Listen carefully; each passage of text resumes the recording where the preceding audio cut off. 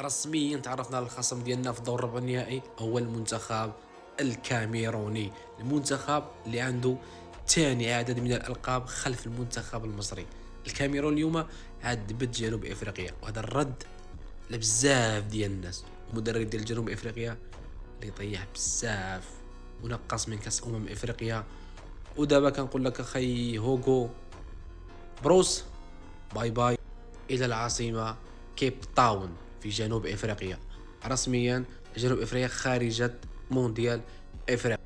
طبعا دابا نجيو ديك الناس اللي كانوا كينقصوا من الكاميرون وكيقلوا من الكاميرون كما قلنا ثاني المنتخبات عنده الالقاب في البطوله.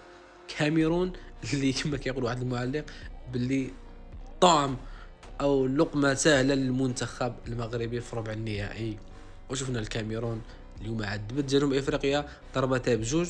كاميرون جنوب افريقيا ماركت واحد حتى الدقيقه 88، يعني كان اللي عطى الله عطاه. المباراة تقريبا سهله، هجمت كبت ماركت ديك الهدف. اما الكاميرون فقدرت تحسم الماتش تقريبا من دقيقه 34 مع بدايه الشوط الثاني مباشره، ما كاينش تخرشيش. الكاميرون منتخب حتى هو مرشح باش يمشي بعيد في هذه البطوله هذه.